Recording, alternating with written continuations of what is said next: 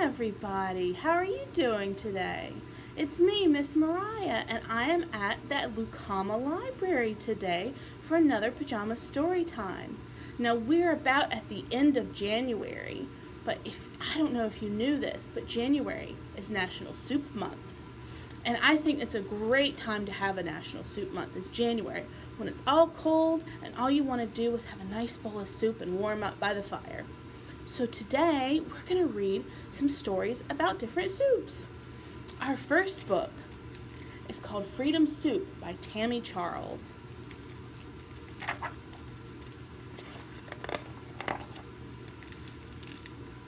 Today is New Year's Day. This year, I get to help make Freedom Soup. T. Gran says I've got a heart made for cooking, and it's time I learn how.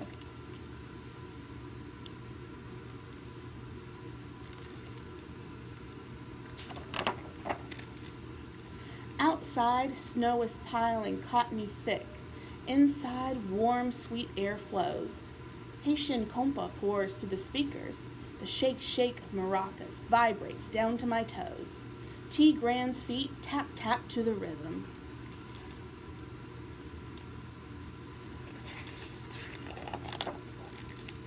We pause our dancing and T. Gran says, "First, Belle, is the epis." She places the pillow between my knees. Click, clack, click, clack. Together we mash the garlicky herbs to the compa beat.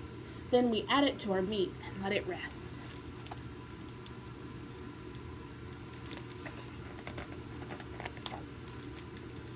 Next is your favorite, the pumpkin? T. Gran smiles and pulls it out of the boiling water. Ribbons of steam dance up to the ceiling. She lets me peel the pumpkin. The skin melts off like butter.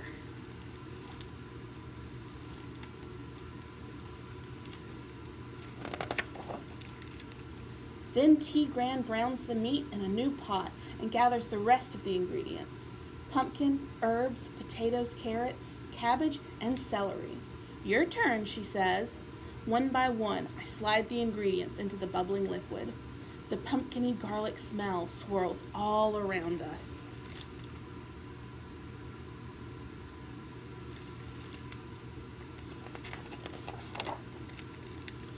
Know why they call it Freedom Soup? T. Gran asks. Because it's free? It's the same answer I always give. T. Gran laughs her loud, belly-deep laugh. "Oh, Belle, nothing in this world is free, not even freedom." She begins to tell a story, the same one she tells every year, a story of the place she was born, Haiti.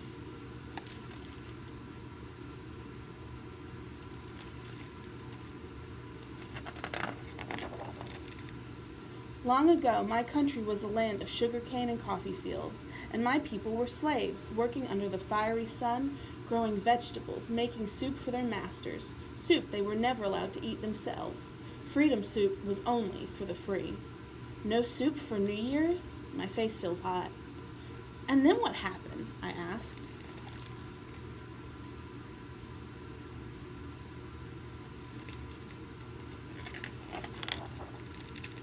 Years passed. The slaves' hands were tired, spirits shattered, blood shed, freedom stolen, pride gone.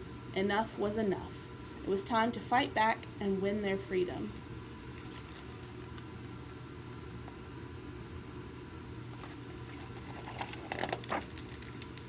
The trumpet blares. I hear it, T. Gran. The revolution is here. The compa beat drums through my skin. I see them, the fire dancing in their eyes as they fight to take back what was theirs.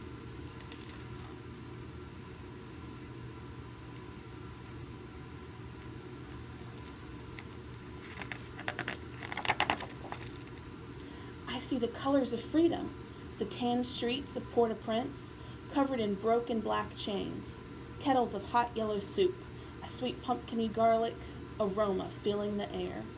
I see T. Gran's people, my people, eating soup to celebrate the end of slavery, eating soup to celebrate the start of freedom.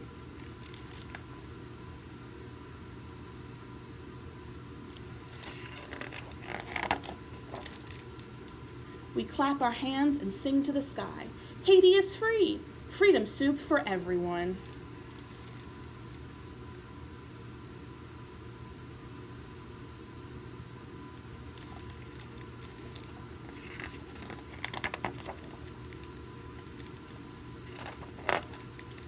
Gran lowers the flame while I throw in the pasta. My grandmother taught this tradition to my Manman, who taught it to me. I taught it to your mother. And I'll teach my children one day? Gran's dark sky eyes smile as we rest in the living room, and she pulls me in real close. And they'll share it with everyone who will come after.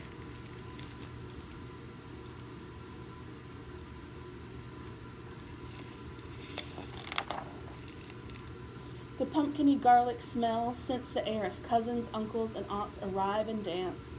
We share stories of Gran's faraway island and taste freedom again and again and again.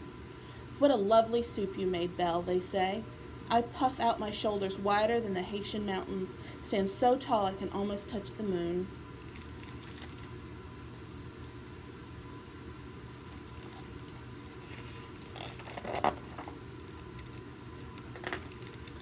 All around, just like my family, people gather and share. In our house, we celebrate until the last drop of soup is gone, gone, gone.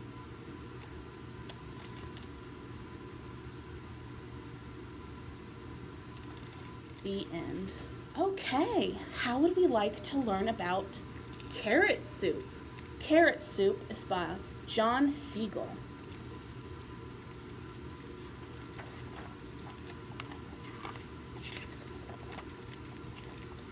It was spring, Rabbit's favorite season. It was time to plan the garden, order carrot seeds, and look forward to enjoying his favorite food, carrot soup.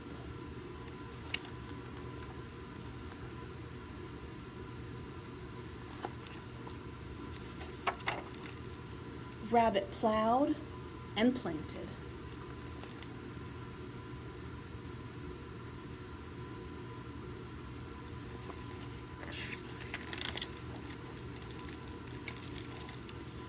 Rabbit watered and weeded. He waited and waited and waited.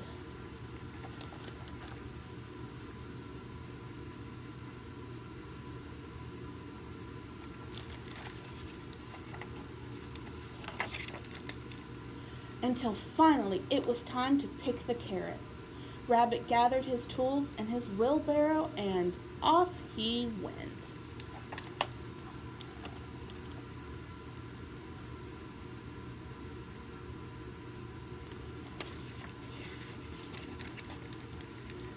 But something was terribly wrong at the carrot patch. Rabbit looked up, Rabbit looked down, he looked over and under and inside out. Rabbit saw roots and rocks and dirt and mud. But what Rabbit did not see were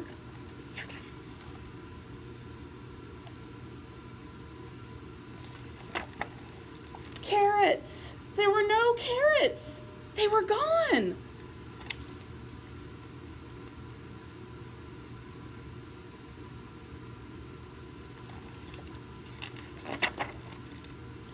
Rabbit went to see Mole. Mole, have you seen my carrots? Rabbit asked. Someone has stolen my carrots. And Mole replied, Rabbit, you know I don't see very well. Why don't you ask Dog?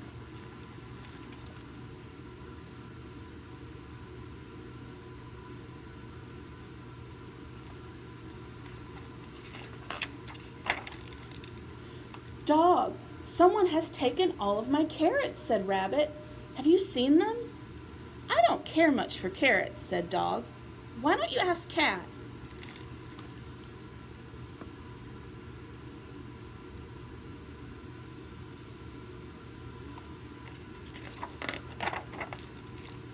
Cat, I was hoping to have carrot soup tonight, but my carrots have disappeared, said Rabbit. Have you seen them? Carrots, asked Cat. Why would I be interested in your carrots? Perhaps Duck knows something about carrots.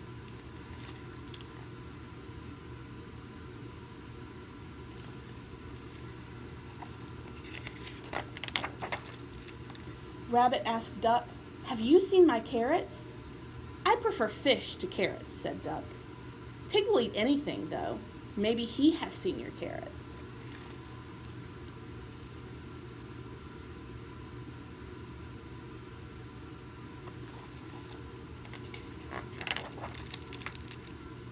But pig was nowhere to be found. No carrot soup tonight, thought Rabbit sadly.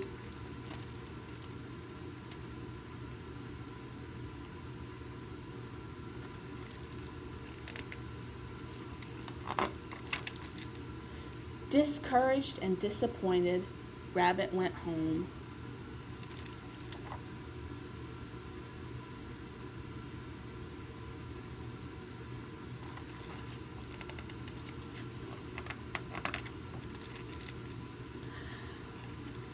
Look at that.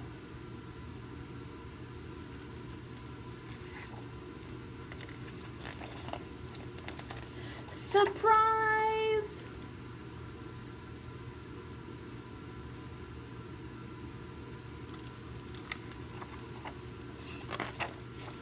The end. Our next book is called Dumpling Soup, and it is by Jamakin Radigan.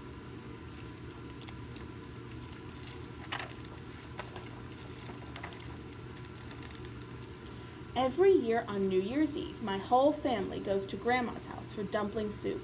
My aunties and uncles and cousins come from all around Oahu. Most of them are Korean, but some are Japanese, Chinese, Hawaiian, or Hole, Hawaiian for white people. Grandma calls our family chop suey, which means all mixed up in pidgin. I like it that way. So does Grandma. More spice, she says. This year, since I am 7, Grandma says I can help make dumplings too. Everyone in my family loves to eat, so we have to make lots and lots of dumplings.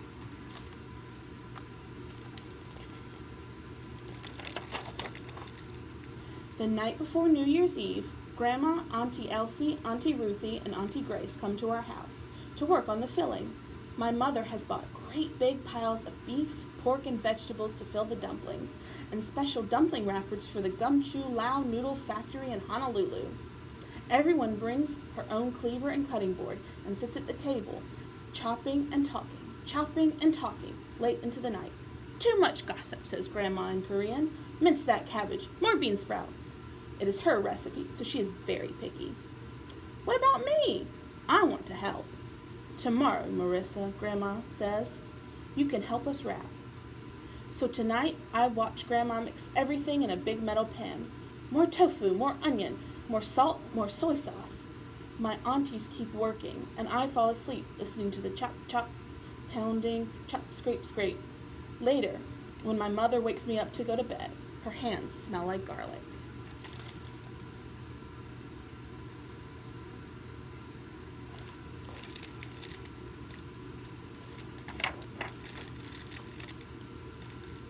The next morning, I am the first one up.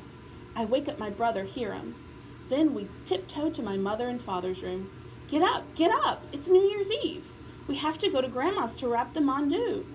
Not yet, my mother says, with her eyes still closed. Please wait till the sun comes up, says my father. But we are too excited to sleep. Today, everyone will be at Grandma's. We will see cousins we haven't seen all year, and we will stay up all night. Hiram will help my uncles with the fireworks. But best of all, I will learn to wrap dumplings for dumpling soup. When we get to Grandma's, other aunts who live near Waiawa have already started wrapping. All of Auntie Faye's dumplings are rectangles, and she lines them up like soldiers. Auntie Ruth pinches her dumplings along their edges to make them look fancy. Auntie Grace puts more filling in the middle than anyone else. I like fat ones, she says.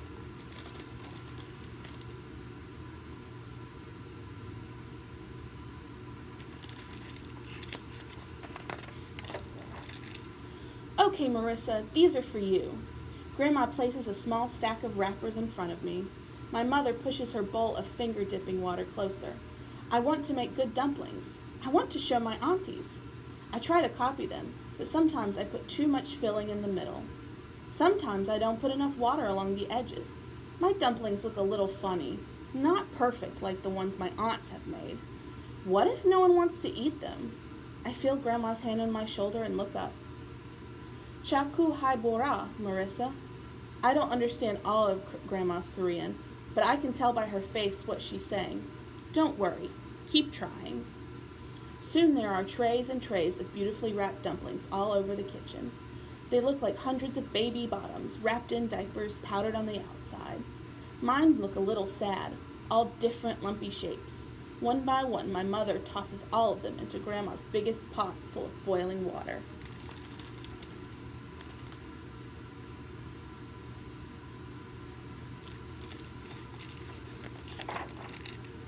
When the dumplings are cooked, they float up, wrinkled and shiny. Grandma calls my father for the official taste test. No one knows spices like he does. He bites into one of the cooled dumplings, chews slowly, and wrinkles his forehead. What? Too mei-wo? Too spicy hot? My mother is anxious. Sen gu wa? Not enough salt? Or ja? Too salty. He gobbles up the rest of the dumpling, smiling and nodding. Oh no. One more to make sure. I watch the pot carefully for my dumplings. There they are!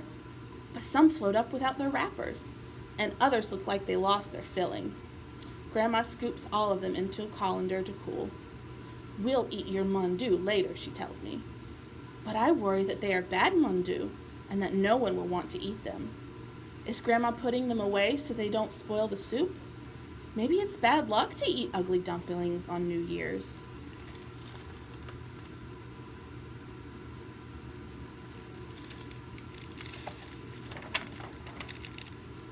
Before I can ask her, more relatives knock on the door. They come from far away. Kaneohe, Kahala, and Wailei. Now, Waihiawa, which means place of noise in Hawaiian, becomes a place of big noise. I hold the screen door open for all the aunties carrying heaping plates of food. Watch out! Coming through! They bring homemade sushi, jun, and sashimi. Auntie Mori arrives last with a special treat, Japanese mochi. She says mochi-i, which means to stay in your stomach for a long time. Mochizuki means full moon. The little cakes do look like white moons, and the sweet, chewy bites feel so good in our stomachs. Mochi helped keep the family stuck together, my uncle Myung-ho says after swallowing 7 in a row.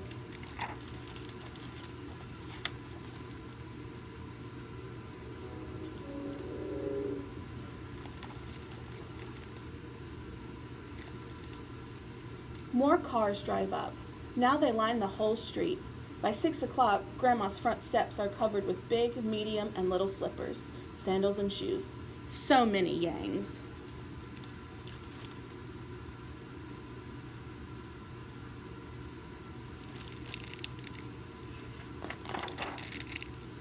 New Year's Eve is the only night in the whole year we are allowed to stay up all night. Grandma told us that in Korea, if you fell asleep before midnight, your eyebrows would turn snowy white. But staying awake is easy for us. We never run out of games. Let's hug Grandma, shouts my Haole cousin Maxie. This is our favorite game. We line up in front of Grandma. When it is my turn, I stretch my arms to reach around her bouncy soft tummy and then rest my head against it. She laughs and my head bobs up and down. My grandma is like a warm pillow.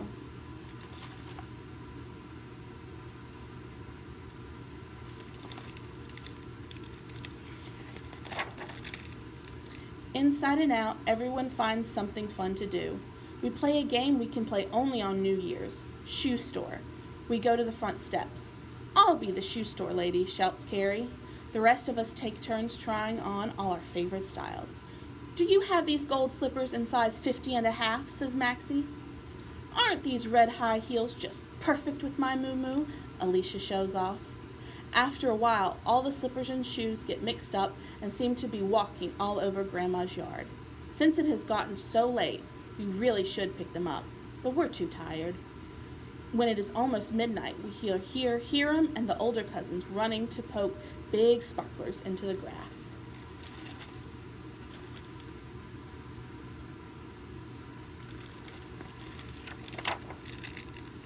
Somebody check the door, orders Hiram. Alicia presses her face against the screen door. 12 minutes to 12, she yells. All of a sudden, it is almost time, and everybody moves quickly. From every corner of the house, the Yangs come. Everyone finds a place to stand on the cool grass. All the cousins gather under the lychee tree. The babies rub their eyes in wine. My Chinese cousin, Helen, says fireworks scare away the evil spirits. We want good luck in the coming year. Grandma takes one last look around to make sure everyone is there. For a moment, the only sound is the shush of the hapu plants. Goodbye, old year, I whisper. Finally, we count down the seconds till midnight. 5, 4, 3, 2, 1.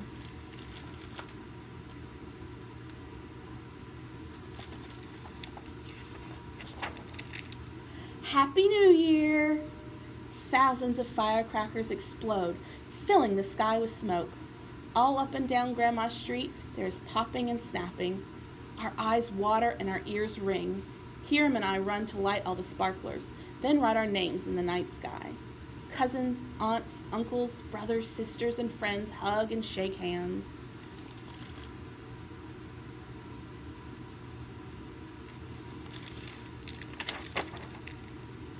Finally, Grandma calls, Pali, mo gupsida, time for dumpling soup.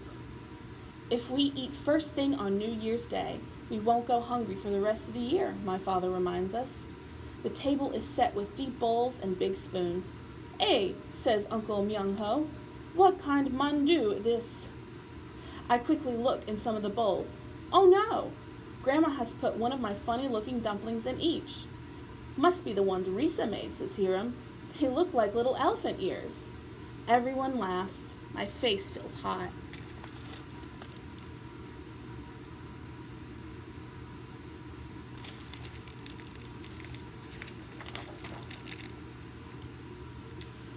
Uncle Myung-ho blows on his spoon and takes a bite.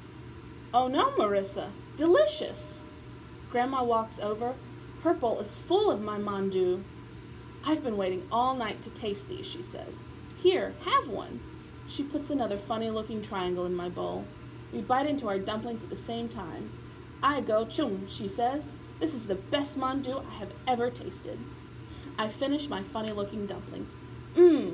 Grandma's right. It is good. The spices tickle my tongue. "Who wants more of Marissa's mandu?" Grandma asks. Everybody holds out his bowl. I hold out my bowl too. More dumplings, more lip-smacking chicken broth. Warm, steamy, and delicious.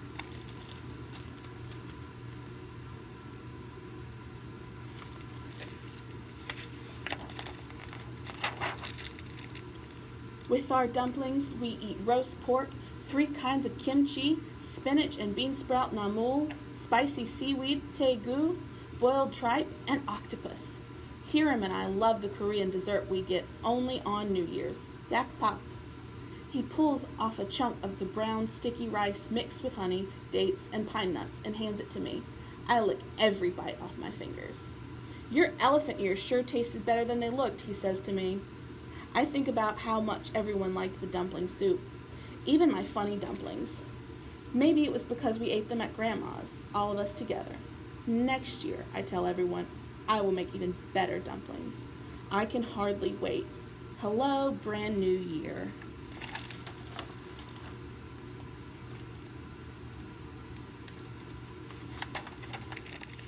The end. I hope you guys enjoyed tonight's story time. I know I did. And if you really liked our first 2 books, Carrot Soup and Freedom Soup, and you thought those soups sounded just delicious, they have recipes in them, and if, with an adult's help, you guys can make it yourself. Well, I'm gonna go because it's almost bedtime for me. But I hope you guys have a good evening, and I will see you guys later. Goodbye.